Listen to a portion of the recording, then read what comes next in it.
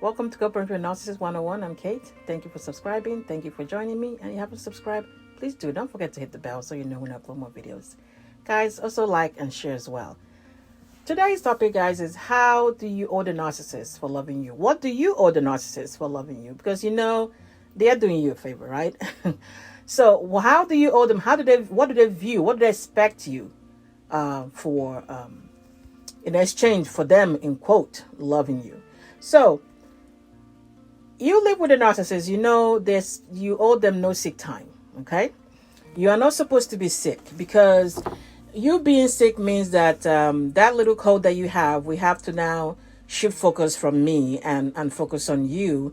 And that's not how it's not supposed to flow that way. They are the royalty to you being the commoner. So that's not going to happen. So that's why you see, when you are with a narcissist and you are sick, maximum they can give you maybe a day or day and a half or two, where they're like, oh, you have you taken the medication? Here, take this cough syrup, or take this Tylenol or whatever, and that's it. By the time day two rolls in and you are still out of it, now see, they're doing too much on their part. They feel like they've done too much, and this is not how it's supposed to go. You are supposed to be the one doing stuff, not them. So this is where all of a sudden they don't remember you're sick anymore, that you can't get out of bed, you're still having that splitting headache. They are demanding stuff from you. You need to go cook. They're demanding sex. They are demanding you to go pick up stuff from the dry cleaners. You're supposed to pick them up. You go get the stuff from their sisters. Who's going to take care of these kids? How they're going to get ready for school. It doesn't matter. They're demanding stuff like that. It doesn't matter how sick or out of it that you look. You owe them. You owe them. So they don't need no sick time from you. So that the maximum they can do, if you remember, if you're still with them or you've already left, is like maybe a day and a half, where they're like, oh, you're taking a medication or this and that. But by day two, all of a sudden it's like, you need to get up, and I need this, I need that. They'll demand different things: sex, food, take care of the children, going to pick up stuff. It doesn't matter, because that's not how things are supposed to flow. So you owe them. Oh, you owe them for having kids. Now, for the female narcissist, yes, for them having the child, you owe them. For the male narcissist, for you having the child, you owe them. And this, of course, you see shows up where they don't have anything to do with the children. They don't want to participate in changing the diaper. They don't want to get up in the morning. They don't want to get up late at night. All of that. The kids don't stop them from going on a trip. I've seen female narcissists that took off after months of giving birth. Now, you would say maybe they're going for, work or whatever. No. And they left the 3-month-old baby to go hang out with friends. They're going overseas. They took off to go with their friends. So to the female narcissists, they've had the baby. Then it's up to you to take care of the child. That's on you now. The same thing with the male narcissist. You decide to bring this child here, so is on you. As you guys see how that works out, as we're trying to co-parent, where these kids are your kids. You handle them. They are here. They are you. So they are your kids. I have nothing to do with them. That's you. You owe them. You owe them that freedom to not to participate in anything, because they have a baby for you, or you had a baby with them. That's it.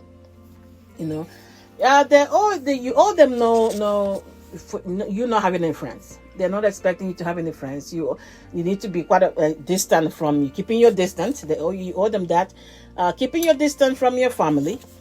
So no close friends, because they don't want anything, obviously, to compete with for your attention. Which is why in the previous point where the kids show up, you see them. That's it. Either they take off, if they're married. The point is that they're not going to help with anything, because that is your problem, and this is people that came to compete with them. So they don't need you having friends. They don't need you having friends. They don't need you having close bond with your family. They don't need you having any kind of support system whatsoever. So they owe you. You owe them to isolate yourself from these people. Because that's what you get for them loving you. So also you make sure you're not looking happy, because they don't need you.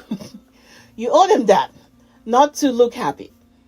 Because anytime you're looking happy, it means that somehow you're content with something, things are going on for you. And then that's not what they want. They don't want that. You are supposed to be miserable, trying to figure out this whole nonsense that is going on out. So you laughing and doing all that stuff, being cheerful for no reason, that's not going to happen. I mean, that's why, if you look back, if you're not with them anymore, or you're still with them, anytime you're having some kind of fun, where maybe you're joking with friends or something and everybody's laughing, they come there and say something that is crazy that will get you to frown a little bit or turn that, smile upside down, or they make a joke at your expense. It's like it's something to get you to pipe down that whole happiness glow you have going on around you. They don't. No, we don't want that.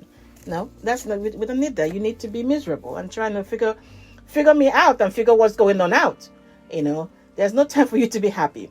Another one is like you owe them your feeling of inferiority. You're supposed to have inferiority complex. You're supposed to feel inferior where they're concerned because they are the superior beings. They are above you.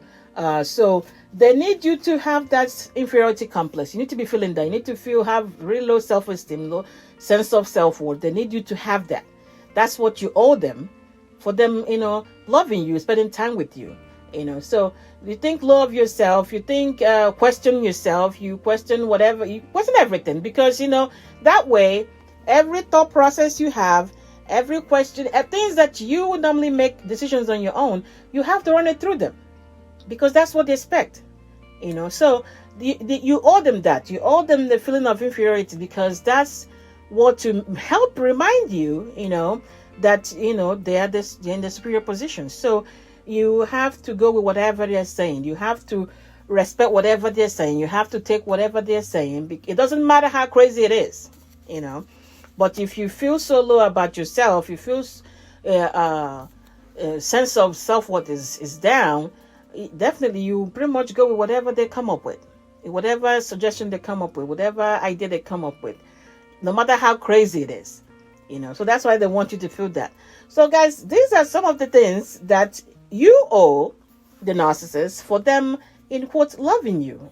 These are some of the things that need to take place for you to pay back for them taking their time and things that they should have been doing to be with you, to love you, in quote, so you owe them this. Now, guys, get a hold of your mind and everything will fall into place. Please like and share. Take care.